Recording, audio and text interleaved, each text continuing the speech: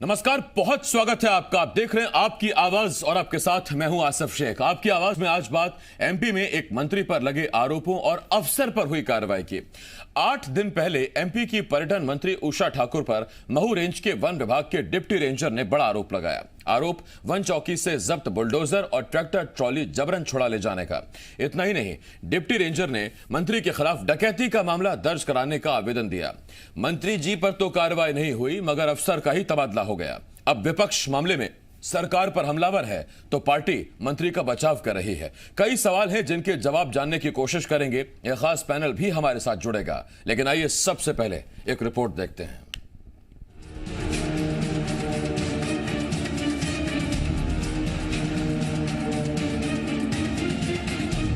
सत्ता का रसूख क्या होता है, मंत्री का रौब क्या होता है, अगर ये जानना है तो जरा ये खबर देखिए। एमपी में एक मंत्री पर डकैती का मामला दर्ज करने की मांग करने वाले अधिकारी का ही ट्रांसफर कर दिया गया। पूरा मामला 10 जनवरी का है, जब महू रेंज के वन कर्मियों ने अवैध खनन के मामले में एक बुलडोजर और एक ट्रैक्टर ट्रॉली को जब्त कर लिया। आरोप है, अगले ही दिन यानी 11 जनवरी को एमपी की पर्यटन मंत्री उषा ठाकुर अपने समर्थकों संग पहुंची और जबरन बुलडोजर और ट्रैक्टर ट्रॉली छुड़ा ले गए। एक दिन बाद 12 जनवरी को डिप्टी रेंजर आरएस दुबे ने बड़गौंदा थाने में मंत्री उषा ठाकुर और उनके 20 समर्थकों के खिलाफ डकैती का मामला दर्ज कराने की कोशिश की। मामला तो दर्ज नहीं हुआ, मगर इस खबर ने सरकार के लिए चुनौती और विपक्ष को मौका दे दिया। मामला सामने आने के बाद मंत्री ने सफाई दी थी कि वो इसलिए ट्रैक्टर ट्रॉली ले गई क्योंकि आरोपी ने एक सड़क पर पैच वर्क करने के लिए ही अपने खेत से मिट्टी उठाई थी। मेरे मंडल अध्यक्ष मनोज पटेल पाटीदार ने अपने ही खेत, लगभग 100 बीघा जमीन है उसकी, वहाँ अपने ही खेत की मिट्टी निकालकर जेसीबी से उस रोड का समतलीकरण कर दिया ताकि भाई बहनों को कोई कष्ट ना हो। डिप्टी रेंजर ने मंत्री पर डकैती का मामला दर्ज कराने का आवेदन दिया तो वन मंत्री विजय शाह को भी सामने आना पड़ा और उन्होंने वन विभाग के आला अधिकारियों को मामले की जांच सौंप दी। मगर इसी बीच खबर आई कि डिप्टी रेंजर आरएस दुबे का ट्रांसफर कर दिया गया। अब कांग्रेस सरकार पर हमलावर है। कांग्रेस का कहना है कि बीजेपी सरकार आरोपी मंत्री को बचा रही है, जबकि ईमानदार अफसर को सजा दी जा रही है। अपने मंत्री को बचाने के लिए उस काबिल रेंजर का भी स्थानांतरण कर दिया है। गुड गवर्नेंस की मुख्यमंत्री जी बात करते हैं। मुख्यमंत्री जी कहते हैं कि ईमानदारी से काम करे अधिकारी कर्मचारी, नहीं तो मैं उल्टा टांग दूंगा। माफियाओं को कहते हैं 10 फुट गाड़ दूंगा, मध्य प्रदेश से भाग जाना। और मुख्यमंत्री खुद ऐसे आचरण से साबित कर रहे हैं कि वो भ्रष्ट अधिकारियों और माफियाओं के साथ हैं। इतना ही नहीं, कांग्रेस का तो ये भी आरोप है कि जिन साहब को आरएस दुबे के बदले में लाया गया, उनका बेटा भी मामले में आरोपी है। एक तरफ मंत्री की सफाई है, दूसरी तरफ मामले की जांच और तीसरी तरफ डिप्टी रेंजर पर गिरी गाज। अब सवाल ये है कि अफसर मंत्री जी और सरकार को बदनाम करने की कोशिश कर रहे थे या फिर डिप्टी रेंजर को उनकी ईमानदारी का खामियाजा भुगतना पड़ा है। शैलेंद्र सिंह, जी मीडिया, इंदौर। बहुत सारे सवाल हैं जिनके जवाब जानने की कोशिश करेंगे। खास पैनल भी हमारे साथ जुड़ेगा। हमारे साथ 3 खास मेहमान जुड़ रहे हैं। यशपाल सिंह सिसोदिया जी बीजेपी के सीनियर विधायक हैं, कुणाल चौधरी जी कांग्रेस के विधायक हैं और इसके साथ साथ वरिष्ठ पत्रकार मनीष दीक्षित जी हमें ज्वाइन कर रहे हैं। मैं आप तीनों का बहुत बहुत स्वागत करता हूं। यशपाल जी, कुणाल भाई, मनीष जी, बहुत बहुत स्वागत है आपका। सबसे पहला सवाल यशपाल जी आपसे। यशपाल जी, एक बड़ी जांच बैठाई थी विजय शाह साहब ने, उस जांच की रिपोर्ट आ गई है क्या? देखिए, जांच की रिपोर्ट का कोई समय सुनिश्चित नहीं था कि 24 घंटे में जांच देना है, 1 दिन में देना है या 2 दिन में देना है। और अगर जांच के कोई आदेश दिए भी हैं आसिफ भाई, और इसके बीच में अगर ये तथ्य निकल करके आते हैं या बात निकल करके आती है कि विधायक जो कि मध्य प्रदेश की सरकार की मंत्री महोदया भी है, अगर उस वन क्षेत्र में जो रुंडा क्षेत्र है जहां पगडंडी है, उस पूरे अंचल में 28 पट्टे इस रुंडा क्षेत्र में, 551 कुल पट्टे अन्य क्षेत्र विधानसभा क्षेत्र उषा ठाकुर जी की। और ऐसी स्थिति में अगर उस वन क्षेत्र में जहां पट्टे दिए गए हैं, जिसकी संख्या करीब 551 है, और जिस स्थान की जिस घटना बताई जा रही है वहां पर 28 पट्टे प्रदत्त हैं, और ऐसे में अगर पगडंडी पर चलने में लोगों को दिक्कत आ रही है, जमीन को समतुलीकरण किए जाने को लेकर के पंचायत का पत्र आता है, गांव के लोग उस वन क्षेत्र के लोग अगर मंत्री जी से बात करते हैं, सड़क ठीक करने की बात करते हैं, पेयजल प्रबंधन की बात करते हैं, लाइट आदि की बात करते हैं, और आसिफ भाई इस पे यदि मामूली सा समतलीकरण किया जा रहा हो और तब अधिकारी अपनी हठधर्मिता से किसी के इशारों पर, और वो भी कांग्रेस के उन लोगों के इशारों पर जहां उषा ठाकुर जी का निर्वाचन उनको अभी भी नहीं बच रहा है या वे मंत्री बन गई है तो उनको बदनाम करने की नियति से इस प्रकार का प्रोपेगेंडा रचा जा रहा है। ठीक, मैं इस पे यशपाल जी आपसे दो चीजें पूछता हूं। यशपाल जी मेरे दो छोटे छोटे सवाल हैं आपसे। पहला अगर मैं आपकी बात मान भी लूं यशपाल जी कि एक उषा ठाकुर के समर्थक ने उस पगडंडी को समतलीकरण कराने के लिए अपने खेत से मिट्टी निकाली, तो पहला तो सर लोगों को तकलीफ ना हो यह काम विधायक सरकार को करना चाहिए था, खुद मंत्री जी को करना चाहिए था, पहली बात। दूसरी बात मैं आपसे पूछ रहा हूं, आप आरोप लगा रहे हैं कि कांग्रेस के अधिकारी जो मंत्री को बदनाम करने की कोशिश कर रहे हैं। कांग्रेस आरोप यह लगा रही है कि जिसकी तैनाती आपने आरएस दुबे के बदले में की है उनका बेटा इस मामले में आरोपी है, तो ये आपके लोग हैं क्या?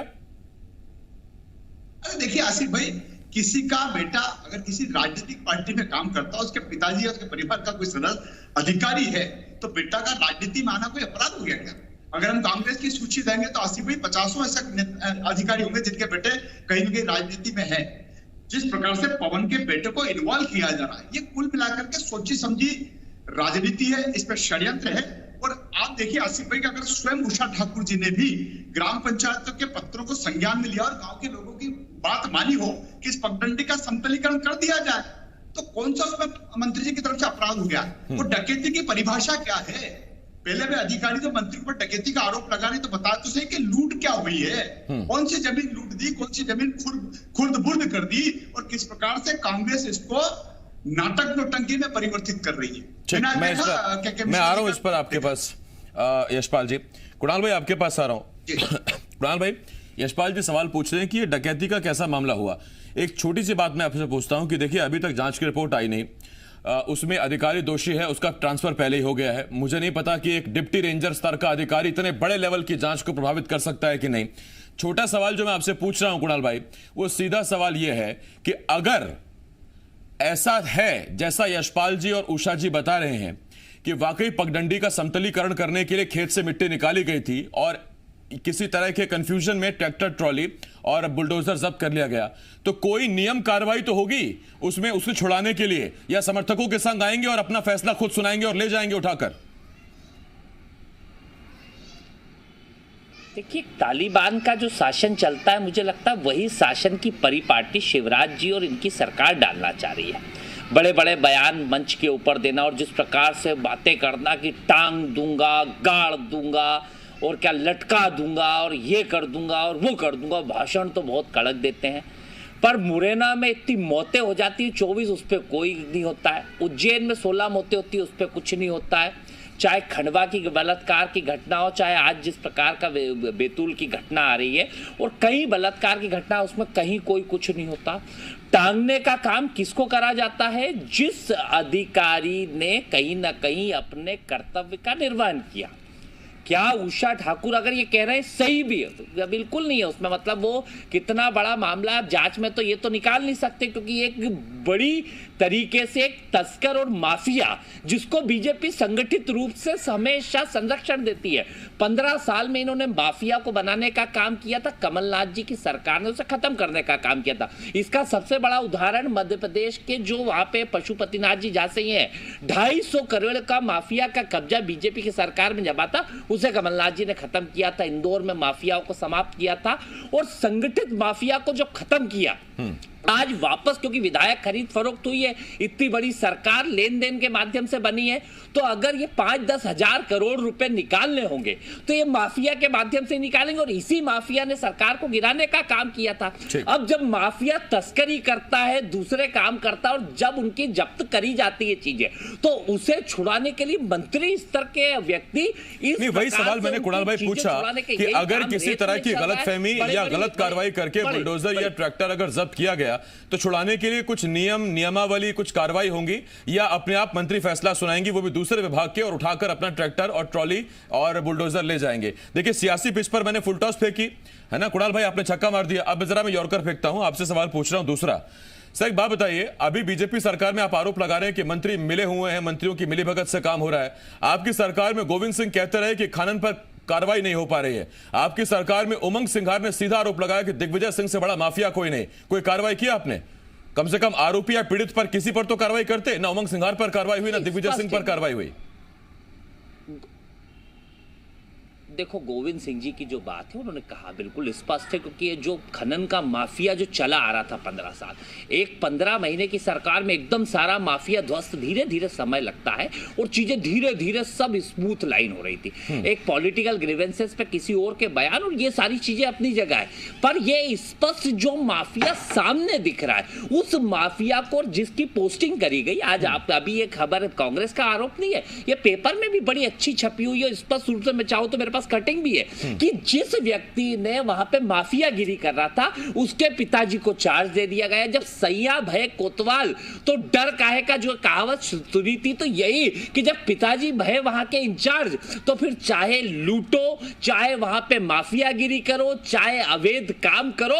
और जब मंत्री खुद इस प्रकार से तालिबान के शासन को चलाना चाह रहे हैं कि क्यों बात थी, अगर ऐसी गलत कार्रवाई हुई थी तो मंत्री कलेक्टर को बोलती। कलेक्टर क्या कर रहे थे वहां पे कि भैया इस तरह की कार्रवाई कैसे हो गई, वन मंत्री को बोलती, इस तरह के मतलब कोई बात होती।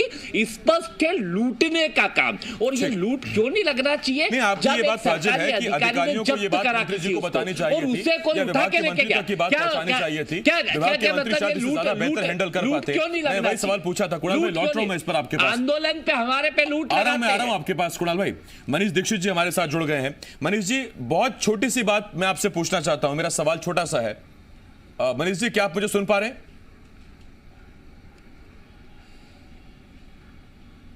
मनीष जी, क्या आवाज पहुंच रही है आप तक? हाँ, आ रही है। अच्छा, ठीक। मनीष जी, बहुत छोटा सा सवाल है सर, और सीधी बात ये कि मंत्री अपने आप से कैसे तय कर लेंगे कि वहां पर जो कार्रवाई वन के डिप्टी रेंजर ने की, वन विभाग के, वो गलत थी या सही थी? अगर ये तय कर भी लिया गया तो ये कौन सा तरीका हुआ कि आप जाकर वन चौकी से ट्रैक्टर ट्रॉली और बुलडोजर उठवा लेंगे? और दूसरी बात, जब जांच की रिपोर्ट आई नहीं, अधिकारी दोषी साबित हुआ नहीं, तो फिर उसका ट्रांसफर कर दिया गया। नहीं, ये बहुत ही और इसमें एक चीज और ऐड करना चाहूंगा मनीष सर, मैं इसमें एक चीज और ऐड करना चाहूंगा। मध्य प्रदेश में जिस जगह से आर एस दुबे को ट्रांसफर किया गया, वहां जिस शख्स की तैनाती की गई उनके बदले में उनके बेटे पर इसी मामले में आरोपी होने का आरोप है। यानी और कोई तीसरा आदमी नहीं था जिसकी तैनाती वहां की जा सकती थी। अब आप बोलिए मनीष जी। नहीं, ये बहुत ही आश्चर्यजनक बात है आते। मतलब ऐसी घटनाएं बहुत ही रेयरेस्ट ऑफ एयर जिनको अपन बोलते हैं वो होती हैं। और भारतीय जनता पार्टी हमेशा बात करती है कि हम शुचिता और गुड गवर्नेंस की बात करती है, तो संगठन को देखना चाहिए कि उनके मंत्री पर किस लेवल के आरोप लगे हैं। मुख्यमंत्री जी के भी संज्ञान में होगी ये बात। मैं एक घटना का उदाहरण देता हूँ आसिफ। आप ये देखो, पहली बात तो ये कि एक मंत्री पर एक रेंजर ने इतने गंभीर आरोप लगाए, लूट के आरोप किसी मंत्री पर लगे, और उसके बाद भी उस जो कर्मचारी या जो अधिकारी था विभाग का, उसको अप्रिशिएट करने की बजाय आपने बिना जांच की रिपोर्ट आए उसको चलता कर दिया वहां से। एक एग्जांपल जरूर बताना चाहूंगा। अर्जुन सिंह जी आसिफ मुख्यमंत्री हुआ करते थे मध्य प्रदेश में। एक बार भोपाल के वन विभाग में वो अपने कुछ साथियों के साथ वन विहार की सैर करने गए सीएम हाउस से। तो जो वहां पर गार्ड था, उस गार्ड ने मुख्यमंत्री को वहां जाने से मना कर दिया। तो उनके साथियों ने बोला उनको कि भाई सीएम साहब आ रहे हैं, तो उसने बोल दिया कि शुक्रवार को इतने बजे पार्क बंद हो जाता है, इसलिए मैं अलाउ नहीं करूंगा। आप बिलीव नहीं करोगे, अर्जुन सिंह जी गाड़ी से उतरे और उस जमाने में उस गार्ड को 500 रुपए का इनाम दिया, और अगले दिन एक नोटशीट चलाई गई, उसको आउट ऑफ प्रमोशन मिला। और अगर आप भोपाल के वन विहार कभी जाओगे तो एक रामू द्वार है, एक गेट का नाम रामू द्वार है, तो वो उसी गार्ड के नाम पर वो जो है उस द्वार का नाम है। उसने जो जिसको बोलते सीएम के सामने अपनी ड्यूटी निभाई थी, उसका मनीष जी, ये जो आपने उदाहरण दिया है ना, इसमें क्या है सर, वन्य जीवन में कई ऐसे जीव हैं जो बड़े अब लुप्त प्रजाति में आ गए हैं, जिन्हें विलुप्त प्रजातियां कहती हैं। पता नहीं ये नैतिकता सियासत में ये विलुप्त हो रही है कि नहीं, ये प्रजाति बची हुई है कि नहीं, इसमें ये कार्रवाई जरूर सवाल उठा रही है। मनीष जी, मैं लौट रहा हूं उस पर आपके पास। यशपाल जी, मैं आपके पास आ रहा हूं। यशपाल जी, कितना भी ईमानदार अधिकारी होगा, अगर वो किसी मंत्री के या विधायक के चरण वंदना नहीं करेगा तो कम से कम उनसे वो किसी भी तरह का पंगा तो नहीं लेगा, क्योंकि इतना सब समझते हैं कि मंत्री और विधायक से टकराने का असर क्या हो सकता है।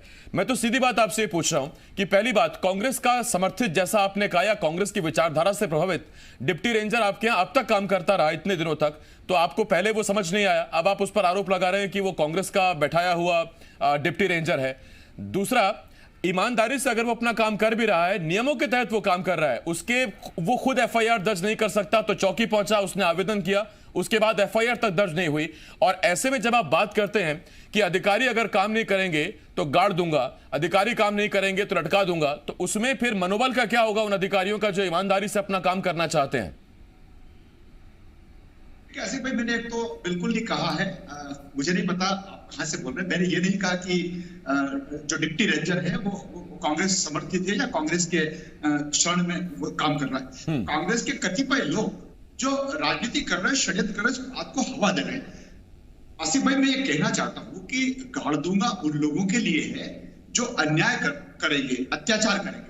और इसी प्रकार से अगर जिस रेंजर के डिप्टी रेंजर की बात कर रहे हैं, अगर वो क्षेत्र के जनप्रतिनिधियों का, ग्राम पंचायत के सरपंच का, वहां के पट्टेधारी करीब 551 लोगों का, जिनका आना जाना वहां पर है, और जिस क्षेत्र की घटना है आसिफ भाई, रुंडा क्षेत्र के 28 पट्टेदारों ने भी इस बात को लेकर के बार बार माननीय विधायक महोदय जो वर्तमान में मंत्री है उनसे भी आग्रह किया है सड़क ठीक किए जाने को लेकर के और आवाजाही ठीक ढंग से हो, इसको लेकर के बार बार प्रार्थना की गई है। नहीं, देखिए यशपाल जी, पट्टे सब छोड़ दीजिए, मैं तो बड़ी सीधी बात पूछ रहा हूं। मैंने आपका स्टाइल ऑफ सियासत देखा है। आपको कोई अगर काम कराना होता है, मैंने देखा आपको अधिकारियों से मिलते हुए, अधिकारियों से अपील करते हुए, तो ये कलेक्टर से मुलाकात नहीं हो सकती थी क्या? ये किसी बड़े वन अधिकारी से मिलकर अपना पक्ष नहीं रखा जा सकता था क्या?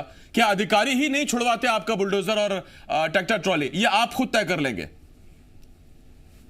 नहीं आसिफ भाई, अगर अधिकारी अंतर्निता कर रहा हो और वो जनप्रतिनिधियों का सम्मान नहीं करे और इस प्रकार से किंतु परंतु करके सार्वजनिक काम, ऐसा काम जिससे जनहित का काम हो रहा हो और उस पर अगर अड़ंगेबाजी करेंगे, और जहां तक मेरी जानकारी है आसिफ भाई, मुझे नहीं पता कि वो जानकारी कितनी सही है नहीं है, लेकिन जिस प्रकार से जिस डिप्टी रेंजर को हटाया, आप मुझे जो जानकारी मिली है, मेरे सूत्र मुझे बताते हैं, मेरी जानकारी प्राप्त करी है आपके डिबेट में बैठे, 7-8 किलोमीटर के कुल अंतराल में उनको पदस्थापित, ऐसा नहीं कि बहुत ज्यादा भारतीय जनता पार्टी की सरकार ने उनको प्रताड़ित कर दिया गया, एक बीट बदली है, और बीट भी बहुत सामान्य रूप से छापे बीट मात्र जो है, जो बीट बदली है, बड़ा गोदाम में पदस्थ था और उसके स्थान पर छापा बीट में उसको कर दिया। तो क्या इस टाइमिंग पर सवाल नहीं उठने चाहिए? यशपाल जी, मैं लौट रहा हूं उस पर आपके पास। कुणाल भाई, आपके पास आ रहा हूं।